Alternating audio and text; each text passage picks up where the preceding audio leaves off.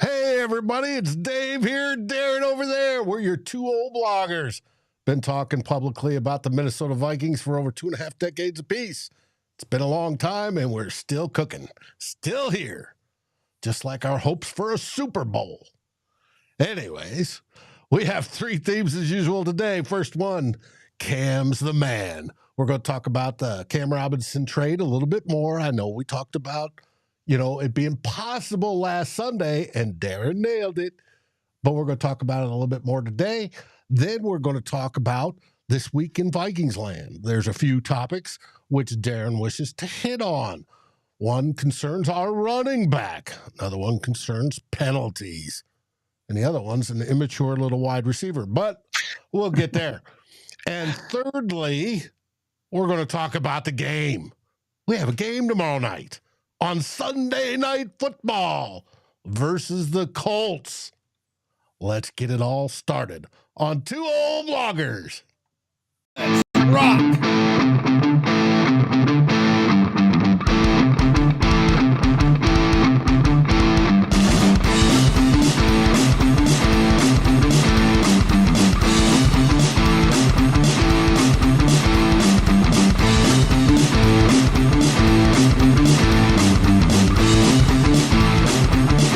Vikings First and SKOL presents This Week in Vikings Land with Darren and Dave, your two old bloggers. Hey, buddy, how you doing in a great white north this week? Well, survived Halloween and now looking to survive Sunday Night Football, which we know the Vikings always perform very well on. Yes, always. Hey, guys, snow up there yet? Yes, we do. Plenty of it. And so we're going to be snowbound until May. Hope you all enjoy that. Well, I see that it snowed up in the Twin Cities this weekend as well. I don't think it's stuck, but it snowed. Hey, it'll stick eventually. Mm-hmm. Indeed. Yeah. That time of year. All right. Now let's get this rolling. Let's go on to theme one.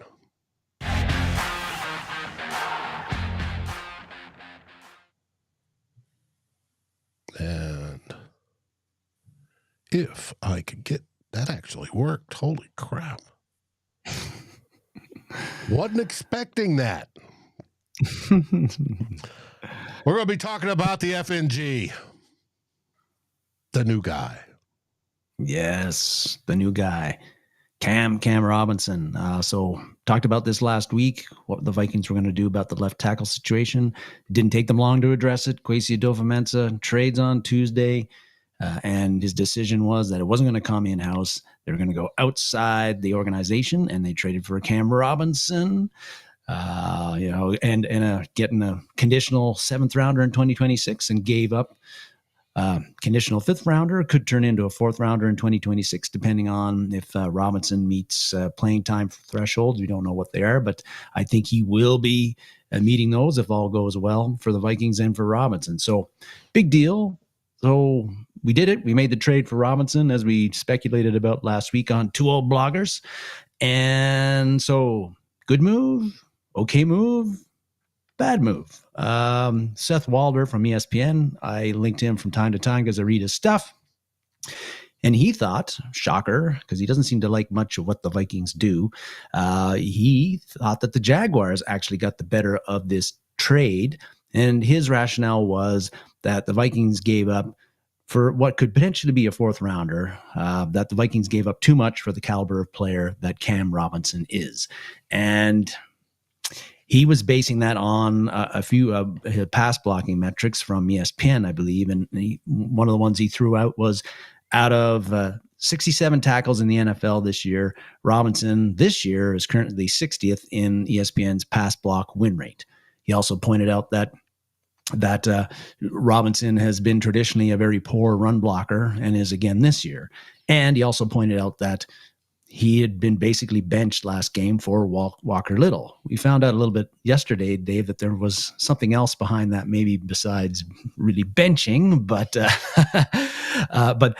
those were his reasons. Now, what Walter didn't know at the time, though, was that the Jaguars, it came out a little bit later after that article, the Jaguars are eating $7 million of Robinson's remaining salary. They're only going to pay, a little bit over $2 million the rest of the year for a starting left tackle who's been a starting left tackle in the NFL since he got in the league. And so, that changes things a little bit, I think. It's also want to point out that what you think about Robinson, particularly on his pass blocking and even his run blocking, depends on what metrics you use. Pro Football Focus has been a lot kinder to Robinson over his career and this year than ESPN's pass win block, their metrics have been. This year, PFF, and disclaimer, it's PFF and everybody's got their opinions about how good or how bad they are. But this year, PFF has given Robinson a 72.2 pass blocking grade, which is pretty good.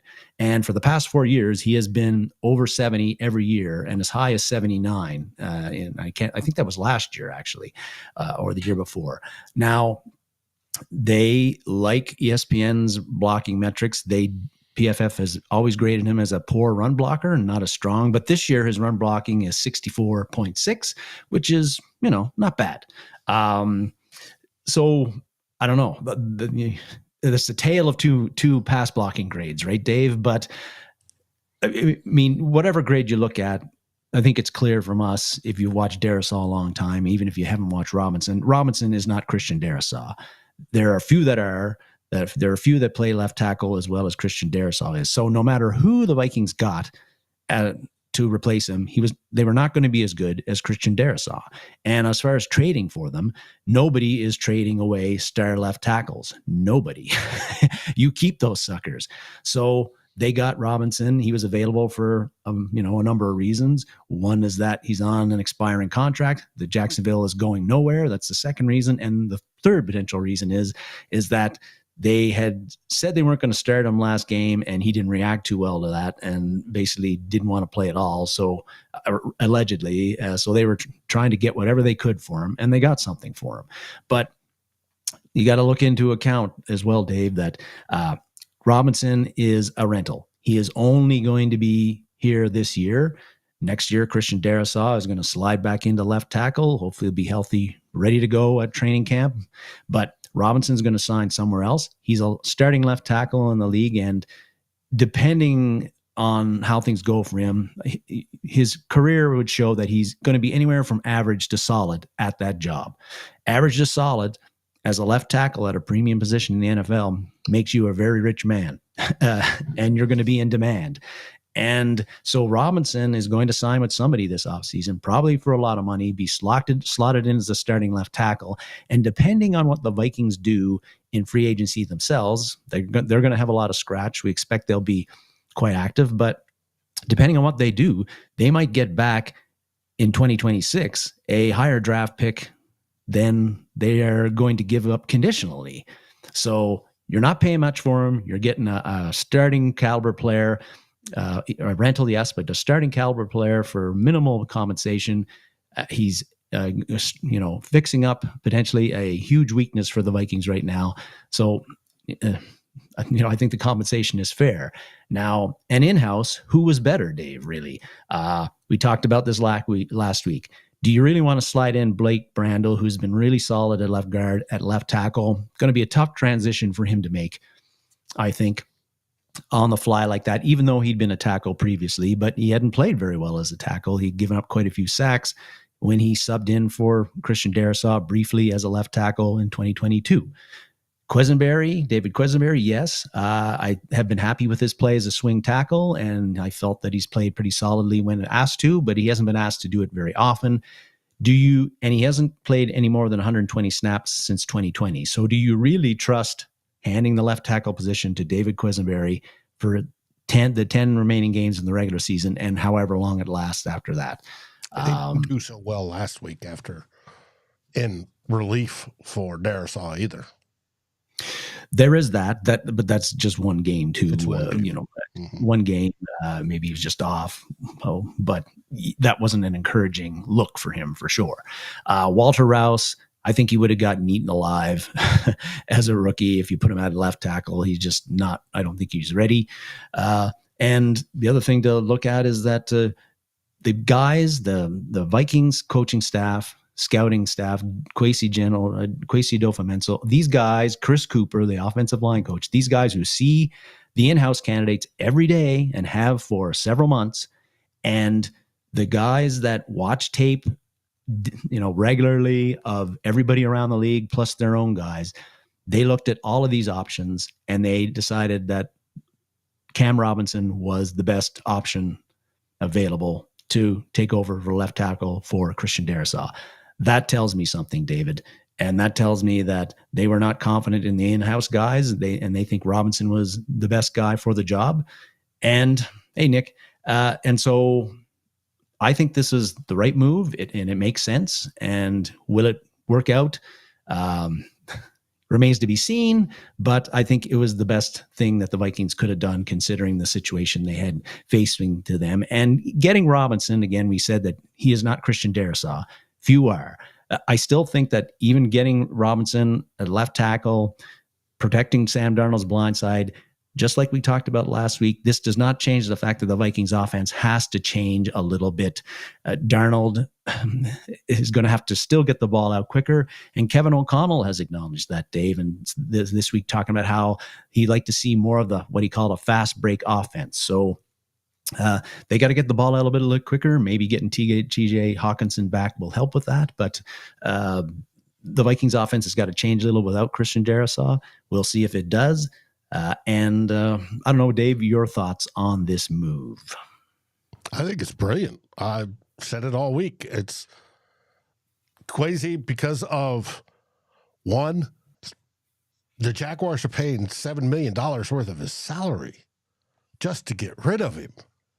Now, obviously, there was an article Darren alluded to that I had sent him that was supposedly insider sourced, that there was a disagreement and he did not like the response of the Jags and absolutely said he will not play afterwards. Something very much disrespected him. He will not play. So the Jags say, hey, all right, we'll get rid of you. And what did it take to get rid of him was to help pay his salary to the tune of $7 million. Well, the Vikings, like we've stated, somebody had already stated, we're only on the hook for 2-point-something million. And with the bonuses, it'll, even if he plays all 10 games, will just come under $3 million for a rental. Now, if he plays as well as we'd like, we're going to owe them a fourth rounder in 2026. Well, if he plays as well as we want him to, he's going to get a bigger salary next year. So in 2026, when the compensation picks roll around, like you said, we might get even a higher pick, a third back, rather than the fourth. So I think it's a brilliant move by the front office, by the coaches, identifying it. Everybody that went into this, I think it's brilliant. Now, he's by far not Christian Darrisaw. Like I said all week, there's Christian Darrisaw is a top 3 left tackle, and number 3 isn't the number he's at. Mm-hmm. He is one of the absolute best in the league. You can't replace it. Sorry. But what we can do is put in a functional, good to hopefully a little bit better than good tackle and replacement. And then along with rejiggering the offensive scheme a little bit, making Sam throw a little bit quicker, maybe over the middle, add in TJ Hawkinson. I think we're not going to miss a beat per se. And I think it's a great, great choice and move. Now, when it comes to running, that puts a little bit more on Aaron Jones's shoulders. And we'll talk about that here shortly. But Aaron Jones has been doing it so far, not just off the left, but off of every single gap he's aimed at. So I don't think it's going to be a real big deal. And when we look at the compensation, Dave, and we all know the Vikings have almost no draft capital in 2025, Right. And they're chipping away at the 2026 draft capital, but 2026 is a lifetime away compared to now, and a lot of things can happen as far as acquiring and shifting picks and adding some and subtracting some and compensation picks that you're going to get. So you can't feel too bad or too worried about potentially giving up a fourth in 2026. That's 2 drafts away and 2 off-season cycles away. And if he doesn't play up to what we expect, then we give up a 5th instead of the 4th and get a 7th back. So it's a pick swap. Yeah. I think it's great. And I know there's people that love draft pick potential. I'm one of them. And potential is great, but how often does potential turn into actual productivity? It does. There are 5th rounders that make it big, but they're further and far between versus getting a guaranteed source now, in this case, a rental, versus waiting. Oh, that 5th rounder in 2026 is more important than us, possibly making it way into the playoffs this year. Well, it's not the way the team looks, and it's not the way, the head office looks.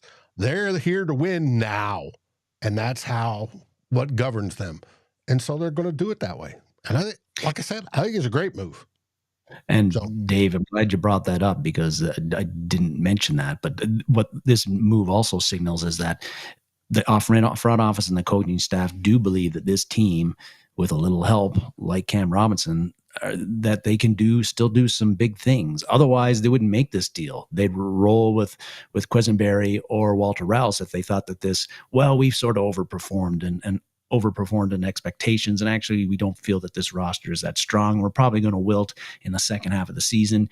Then you wouldn't trade away a potential 4th in 2026 for Cam Robinson. But the Kwesi Adofo-Mensah showed the team, hey, we're 5-2, and we're going to do everything we can to make this roster as good as it can, to go as far as it can. And hopefully that should resonate with the players, and I don't know, make them play a little bit better. Any edge we can get. I hope so. Well, that brings us to theme 2.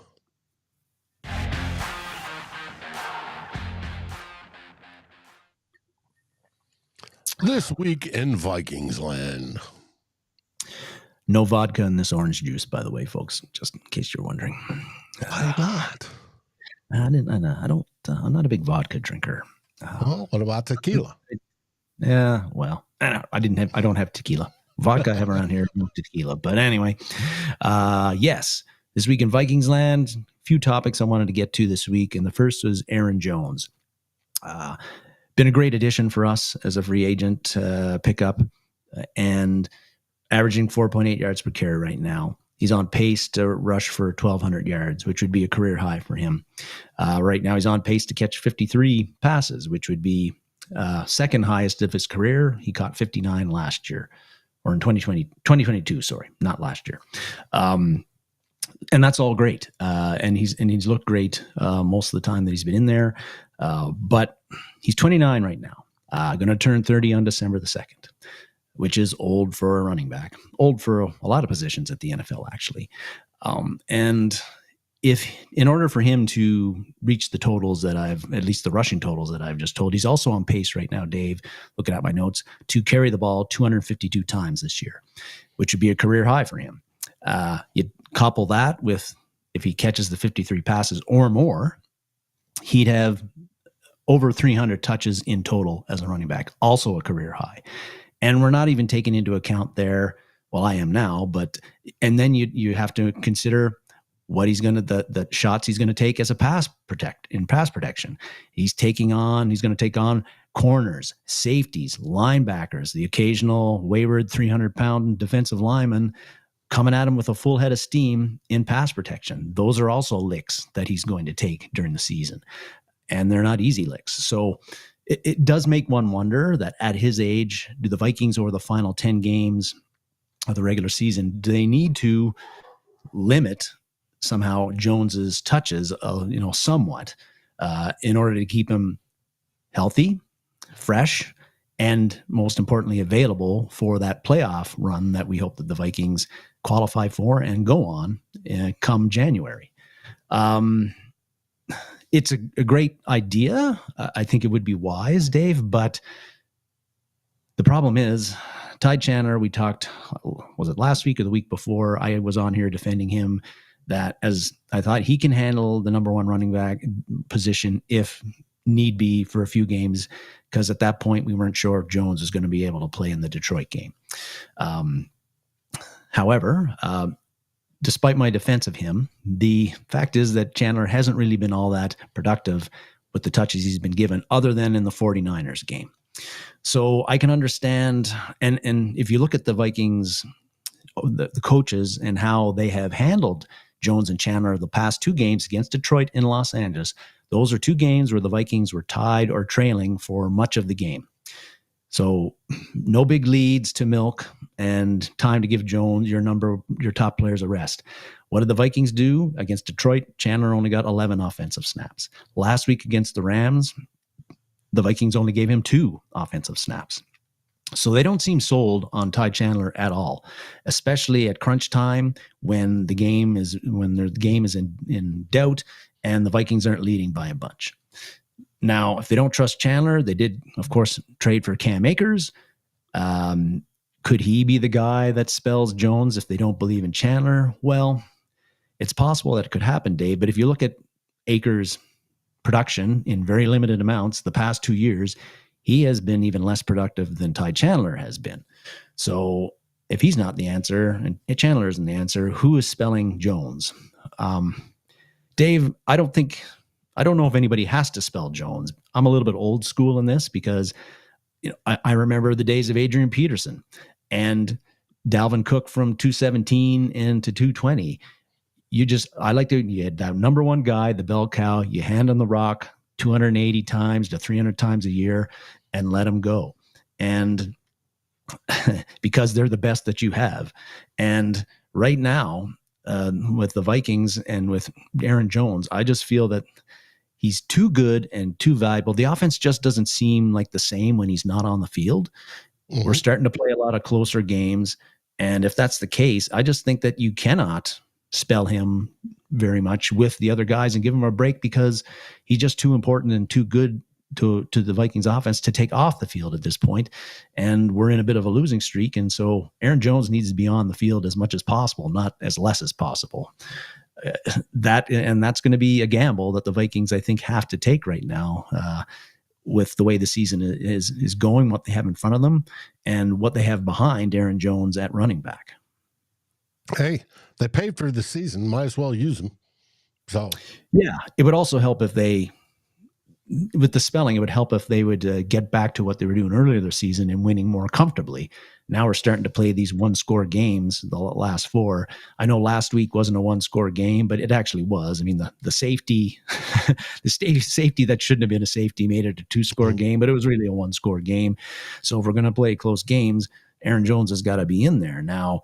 But if we can get more offensive snaps, then that might help situate. Right now, we're averaging 56.7 offensive snaps a game. That's the least in the NFL at this point in time. So offense isn't quite working. I think last week we only had 50. It is way low. Very low. So, but Aaron Jones, man, let's ride him. He's only here on a 1-year contract anyway. But it does worry you that you don't want him to ride him and then he wears down, and late in the season when you really need him to be at his best, he's just not ready to go. So yeah, it's a tough situation. I'm anxious to see if they stick Cam Akers in this week in relief over Ty Chandler's. Then we'll know, and we'll see how Cam plays. So It's going to be, because last season when he came in, he played well up until he popped his Achilles. And so we'll see how this goes. We'll see.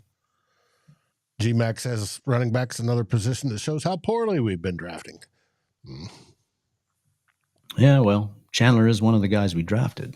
One of the few guys producing. Dwayne McBride we also drafted, who hasn't turned out quite as well. Yep. So, but that was the draft that Kwesi went for solving the problems with everything. And it didn't turn out. So that brings us to the next topic, which Ray, I believe it was. Yes. Rory Anderson already highlighted upon. Penalties. Yes. Oop, I didn't want to show that one yet. There we go. Penalties. Yeah, well, our penalties starting killing the Vikings lately. When something I thought about, saw a few things on the web about it, but when right now the Vikings have 54 flags that have been thrown their way. I think it's 54, or it's either 54 that have been thrown or 54 accepted. Either way, that is tied for 7th. 54 accepted. Mm-hmm. Tied for 54 or 7th most in the NFL right now. And they've also got the 3rd most pre-snap penalties. So when the Vikings were 5-0, that penalty issue was not as noticeable and not getting noticed as much.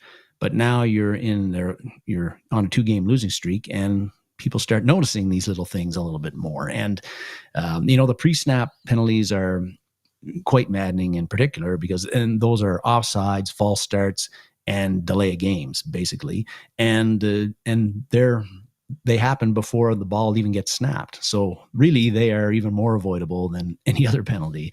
What that's saying is that you're not getting the plays called in a time or getting them off in time, or you're late into the huddle.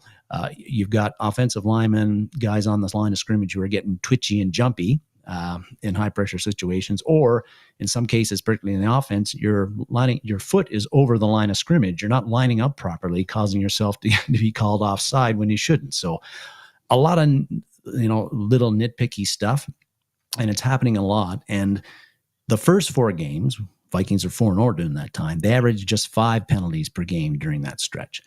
In the last 4, which they're 2-2, they've averaged almost 9 penalties per game. That's quite a big jump, Dave. And the margin for error in the NFL is small, as we know.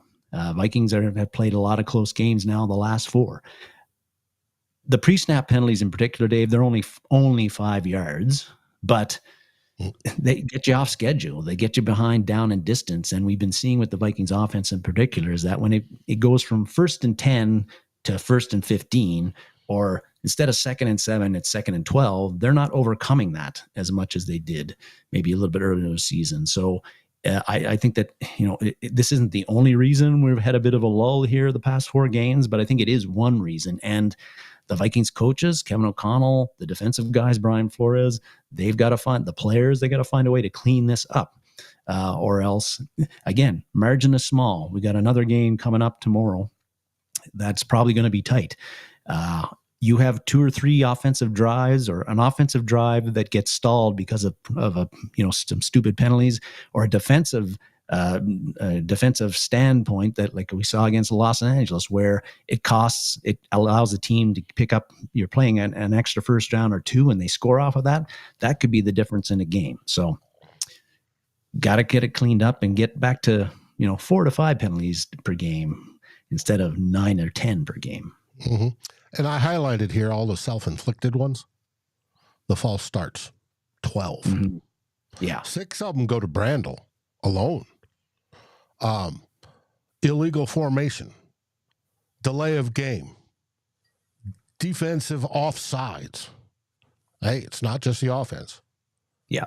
You have illegal shift, illegal motion, offensive offsides. How an offensive player can line up offsides is beyond me, but okay. And defensive, too many players on the field. Yes. All those are pre-snap. Mm-hmm. And it's... and you can see why Kevin says we keep shooting ourselves in the foot. We clean those up. That's going to help tremendously.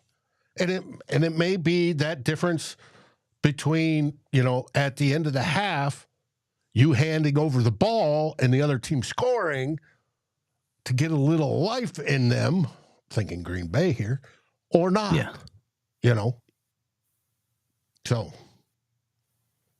it is what it is. It's just, it's got to be cleaned up. And it's a discipline issue, without a doubt. They talk about culture and standards.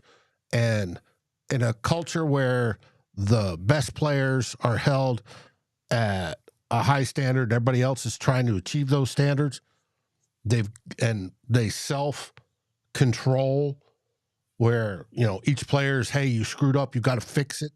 You don't want to be like this. You don't want to be the guy that steps across the line or whatever the infraction is. You've got to be able to do that, and hopefully they'll get that squared away and had it beaten into them this week. But we'll find out. But speaking of discipline. Yeah, I did want to talk about the Jordan Addison, the free three post, which happened last Saturday, I believe. But we talked about it. We talked about it briefly. It got mentioned in the show. But after that, following that and earlier in this week, Addison got asked about it. And he said, hey, man, this is – people are trying to make something out of nothing. And he referenced that people need to do their homework. And he's right about that because that free three expression – brand name, whatever you want to call it, he's been using it here and there since his University of Pittsburgh days. There's no doubt about that. So were people overreacting? And when he did that, of course, it led to the whole bunch of stuff of what a turd this guy is. Like, get rid of him. Shouldn't he just shut up and play football? The Vikings need to trade him now because he doesn't want to be there and all this nonsense. And if they, because they overreacted and didn't realize that this is something that he posts occasionally on social media here and there since his University of Pittsburgh days. That's all true. And people should do their homework. But Addison also bears some responsibility for this because look at his Instagram account. He's got 190,000 followers. He has to know that as a fairly high-profile athlete in the most popular sport in the United States and probably in North America, or the world. Wow. Yeah, he is. Anything he posts on social media, whatever account he has, people are going to notice, and people are looking for that sort of stuff. What's it mean, and what's he doing there? So. It's not an account that nobody is looking at and nobody's paying attention to. And because he's got one, I assume he wants people to pay attention to it. But so you have to know, if you're Addison, that this year my production is way, way down compared to last year.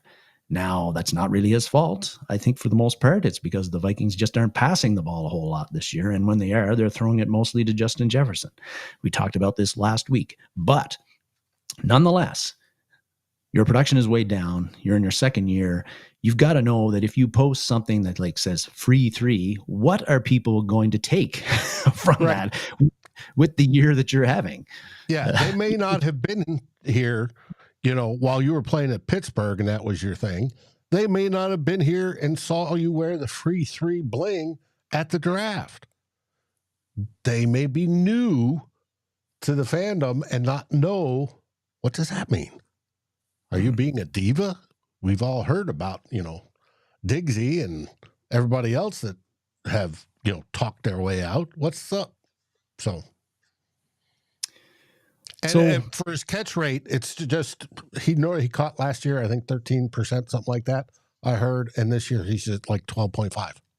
It's negligible. It's just that when we're averaging 50 some odd plays on offense, and not throwing as much, he's not getting the targets.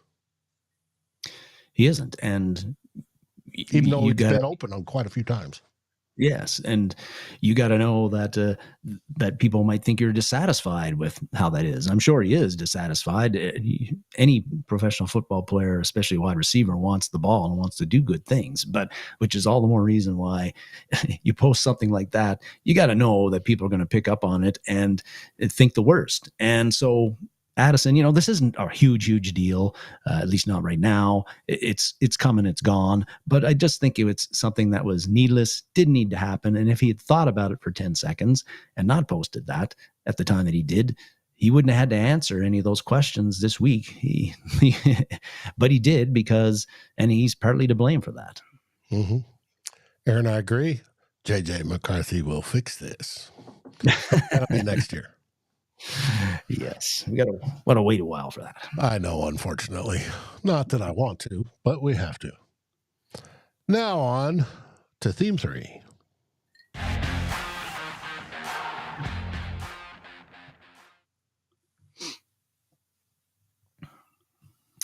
The game.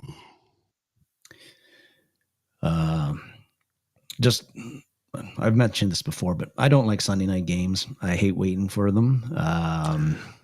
I'd prefer if they played at 11 a.m. Mountain Standard Time, but it is what it is. Probably I mostly don't like them because I always feel like the Vikings are going to crap the bed in prime time, and a lot of times they do. So it's not an enjoyable experience watching them in prime time anyway. But enough of that stuff. The game. Colts, Vikings. We're at the easy point in the schedule, right, Dave? After going through the gauntlet, we're 5-2. Everything was supposed to be run through this easy. How easy is this Colts game going to be? I would argue not that easy at all. The Colts are 4-4, so they've got one less win than we do. Right, this time they played one more game, but they're 4-4. But the big thing that happened this week, everybody knows, Shine Steichen, head coach, decides to bench Anthony Richardson, who used to be the love of your life, Dave. Yeah, he was one of them. And I still think with the right coaching, he developed into a heck of a star. Got all the tools. It reminds me of Josh Allen. Came out of college, couldn't hit the broadside of a barn, but had a rocket for an arm. Mm-hmm. And 3 years later, they got him tuned in, and he's been a stud ever since. Yeah. So old Joe Flacco has been going to be the starter Sunday for the Colts against the Vikings, and Anthony Richardson, a humongous guy, very strong, super fast, got a cannon for an arm, can make a lot of big plays. Great potential, like you said, but I'm pretty sure that Brian Flores and the Vikings defensive players would much rather face Richardson tomorrow than Joe Flacco. And it's because Richardson just hasn't been very good as a starter so far. I think most people here will have noticed 44% completion percentage this year, which is the lowest, I think, since Akili Smith was in the early 90s. Not all of his fault, but and he's also thrown only 4 touchdown passes and 7 interceptions. So a high turnover ratio for the amount of games that he has played. And watching Richardson play last week against Houston, I got the burps here. That was the first game I'd seen him play, but it was really striking, Dave. I don't know how many games you've watched him play or others who are viewing have watched him play, but Richardson takes a lot of deep shots. He's going for the big. He went for the big play a lot against the Texans, and from what I read, he's been doing that all year, and that's led to some big plays. But it's also led to a lot of incompletions, obviously with the 44% completion percentage.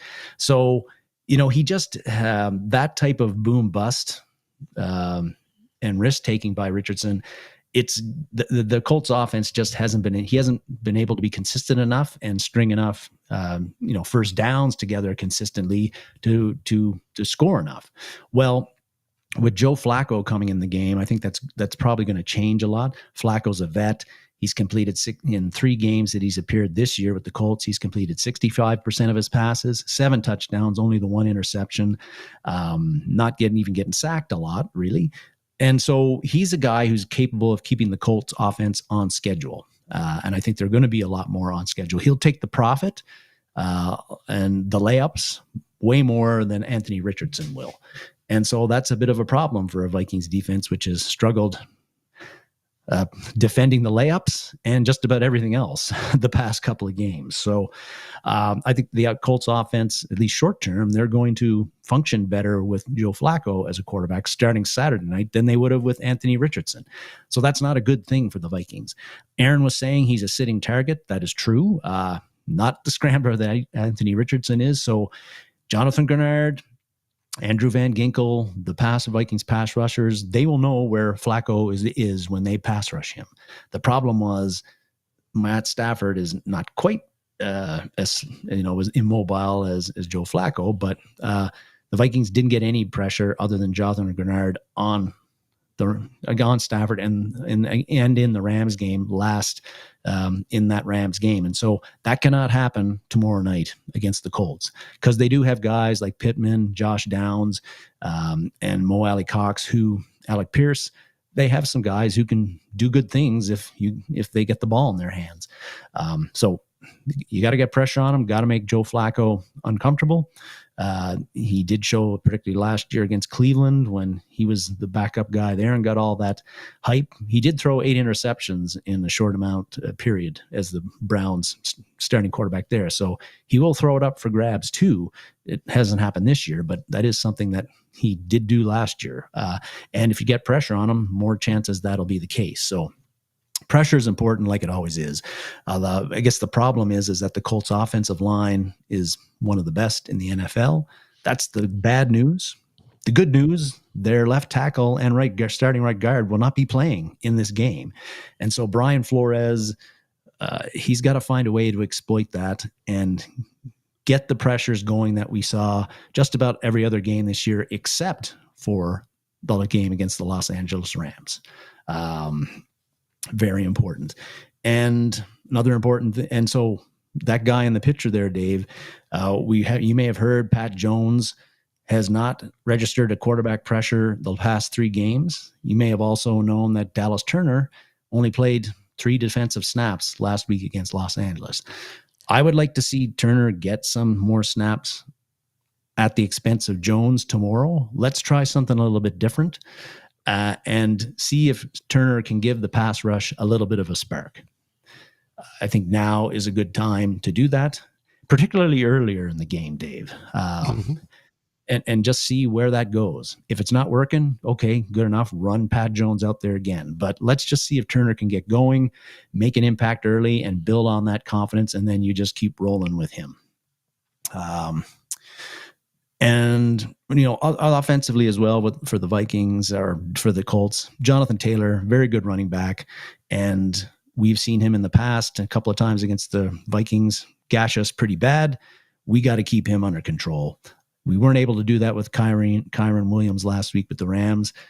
We can't have that happening again tomorrow, because if the Colts running game is going well, you know what that's going to lead to on the passing side of things. Probably not good things for the Vikings. The other thing defensively is a concern. No Blake Cashman, unfortunately. And apparently, there's a lot of chatter now of what a big loss he has been to the Vikings, maybe much bigger than we could have anticipated.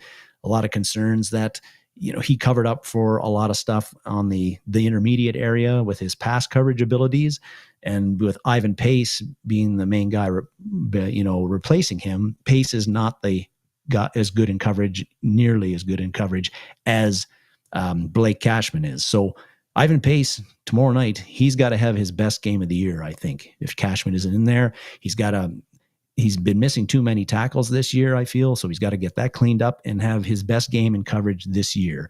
If he can do that, going to be a very big help for the Vikings defensively. Offensively for us and defensively for the Colts, last week, it hasn't been the norm, but the Colts really pressured Marcus Stroud regularly and heavily in that game and made things very difficult for him.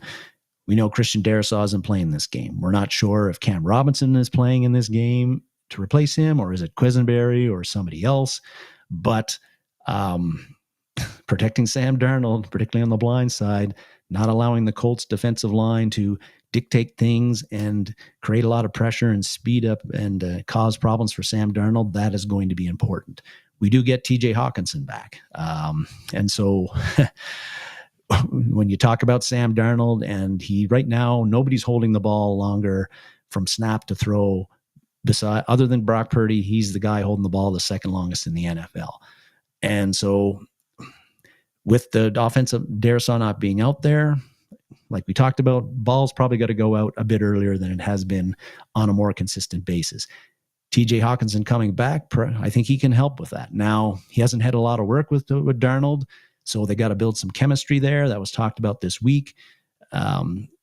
Unclear to me how big of an impact Hawkinson is going to have in the passing game. Initially, the first couple of games, we're hoping it'll be great, but he's a big target. He knows how to work zone and man. And I think he can get open in that short to intermediate area, and it won't take him 3 seconds to do it, Dave. So I think he could be a very important security blanket for Darnold in this game and help the offense, perform better than it has, because people can talk all they want, Dave, about the defense, and it's got to play better. And it does, because they've been pretty sieve-like the past couple of games.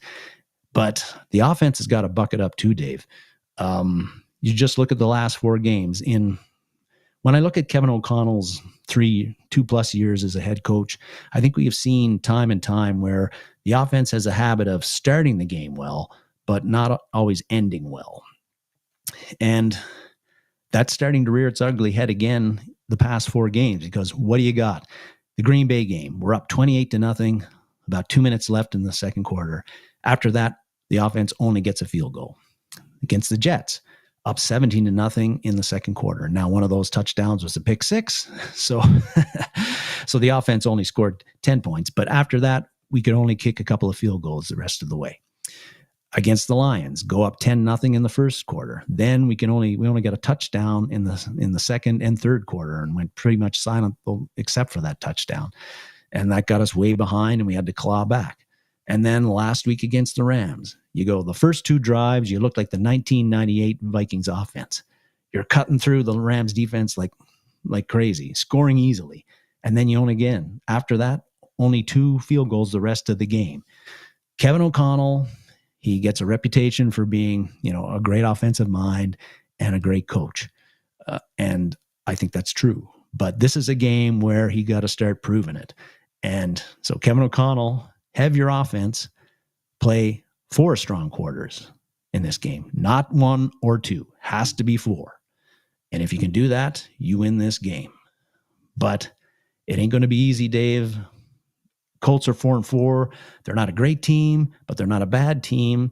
They're one of those teams that probably ends up 9-8, 8 or 9, maybe 10-7 if the breaks go their way. But they're not an easy out. Even if you're at home, they've got ways to beat the Vikings if the Vikings let them. We're a better team, but we're not so much better that I think that we're going to win by the multiple scores that people hope that we are. It's going to be close tomorrow. Our stomachs are going to be churning. I expect the Vikings to win, but it's not going to be a 14, 17, 20-point win like we would like to. It's probably coming down to the fourth quarter, the last couple of drives, like it often does with the Kevin O'Connell Vikings team. I agree. It's going to be closer than we want. Now, it's going to be interesting. Today, Dalton Reisner was activated. He will be on the team. Question is, does he play? We don't know. Will he replace Reisner? We don't know. Or not Reisner, but Ingram. Ed Ingram. We don't know. Who's playing left tackle? Is it going to be Sam Robinson, which I think is probably the case? He was practicing there. Or, as Judd said today, well, if Robinson isn't ready, they can move Brandel over and throw Darrisaw in at left tackle, and we'll have the line we had last year. No. I have no idea, but I do know that there's a big man going to be back, unfortunately. DeForest Buckner. Well, he was back. He played last game.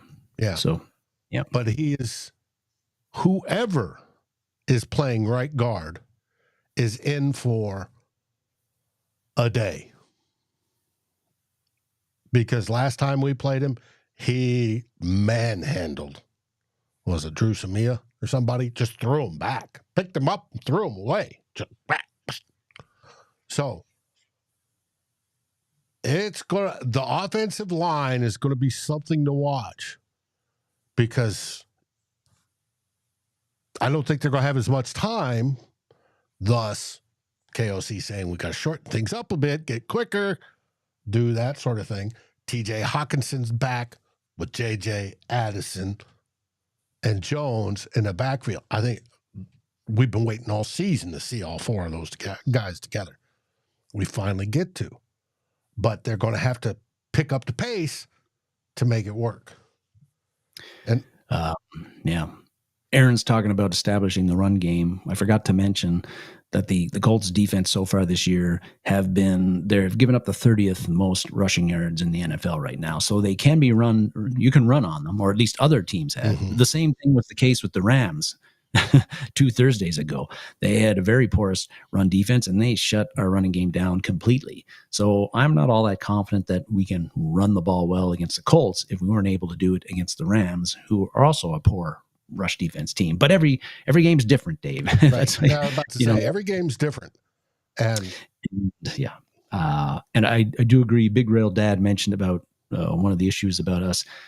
Other teams are adjusting and the Vikings aren't. And I that is something that has been concerning to me the last 2 games where, we get stalled on offense, or we can't stop teams on defense. What are we doing differently to try to rectify that? And it doesn't seem like we are doing anything differently. We just keep on doing the same things and getting the same results and not changing. And that is a problem. And that's something the coaches have to, they have to have their thinking caps on and have answers to the questions that other teams are posing to us. And the last couple of games, we have not had very many answers. Mm-hmm. I agree. So it's going to be interesting. I have a feeling we are favored to win. And yes. I suspect the Vikings will win. They should win, and we should go to 6-2.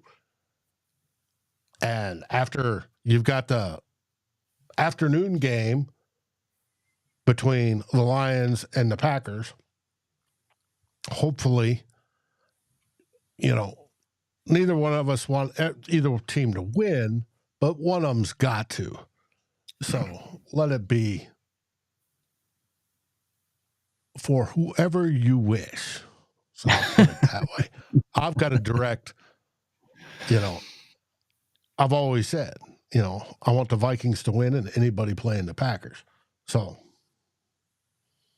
we'll see how it goes. But if Detroit loses, that gives us a better chance to win the division. But we've got to then go out and win ourselves.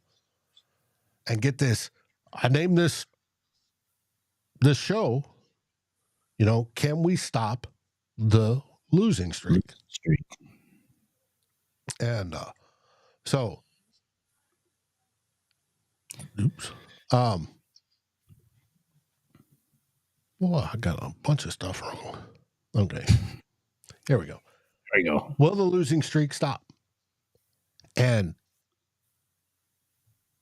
that's the question. They're going to be at home. The place is going to be rocking. I think it's going to be great. And so, and we got who's it? The girl from Good Morning Football is going to. I think Erdahl's her name. Jamie Erdahl.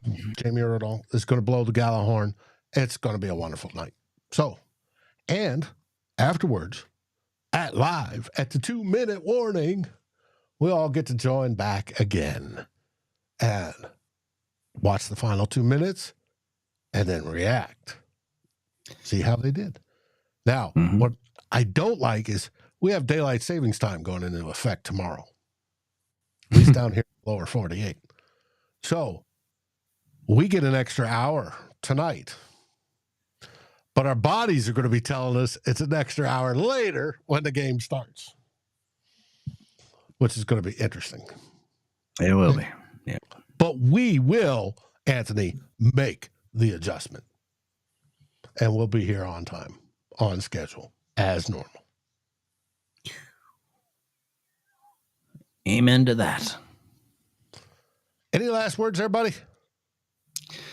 Well, Dave, after the Jets game, we were 5-0 in first place, and everything was looking pretty. Last week, we were a Commanders failed Hail Mary attempt from falling to last place in the NFC North. So, and that would have been a heck of a story that the last place team was 5-2.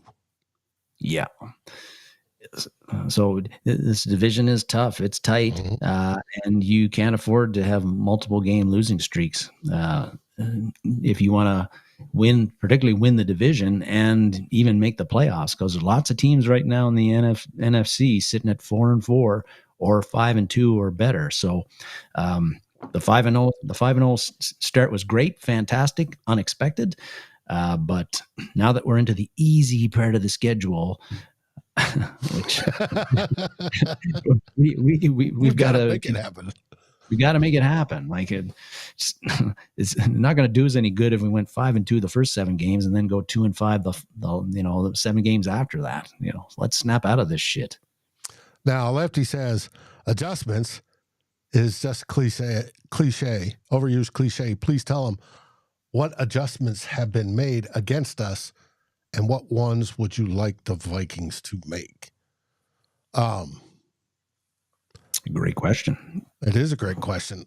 It seems KOC on the offense has scripted plays for the first 2 drives, and that's generally the feel out period.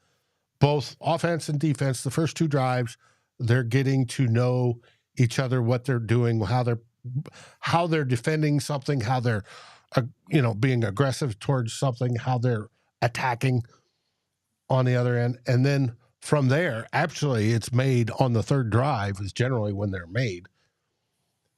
And you get a better balance of, well, the defense got beat on the first 2 drives on these plays, whatever it is, a screen, certain types of runs or deep passes, cross, whatever it is. And then they adjust. And so they adjust their coverage. They adjust how they're going to run blitz. They're going to do all sorts of things like that. Well, then the offense sees how it reacts to how they adjust, and now they have to adjust. All right, so we tried this again. It didn't work because they're now putting another guy in the box or whatever the adjustment was. We now need to take advantage of it. What are the beaters for that? And that's why KOC has the play card. And he should be knowing that we've seen the team run all these different plays because they've researched it, probably all the way back to the start of the season, maybe even looked at last season's tape. And they go, well, in certain situations, they tend, and this is where tendencies come into play, they tend to do this. So what do I have to answer that? And then they're going to go, all right, for this play and distance, I've got this to answer that. And they will try it. And if it works, cool, great. If it doesn't, mark that one off. How did they, observe, try to see how they stopped it? It may go back to the iPad and look and then say, all right, we could either adjust it or we could just throw it out and go to something else on that whole line. It's a game of, we see them do this, we got to do this to beat it. Or they're doing this, how can we stop it? We don't know how to stop it. We need to try something else. How can we attack it? Where's the weak point? Where's the strong point? And to do it on the fly is tough. That's why they get paid the big bucks. But that's the whole process.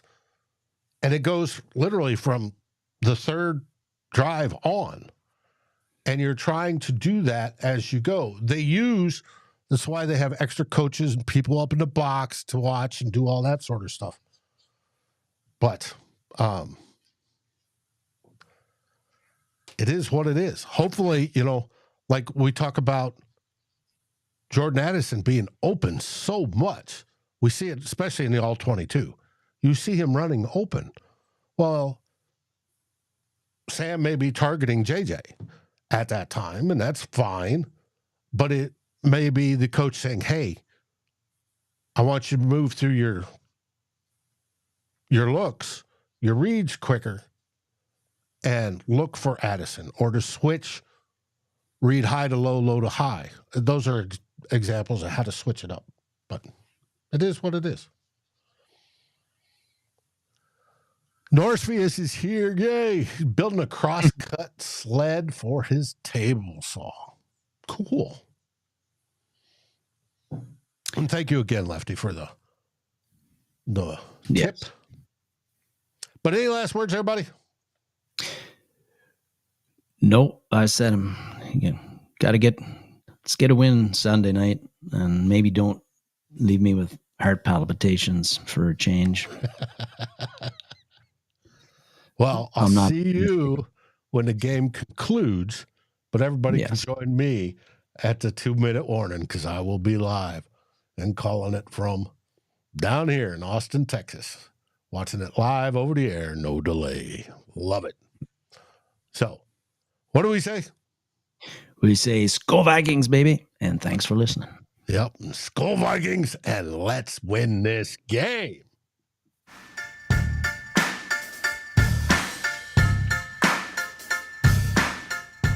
Like, subscribe, and ring the bell, and rate us on your favorite podcast aggregator. Darren and Dave, thank you for watching this episode of Two Old Bloggers. We look forward to seeing you on every show on the new Vikings First and SKOL. You can find our podcast as part of the Fans First Sports Network. Sports takes for the fan, from the fan. SKOL, everybody!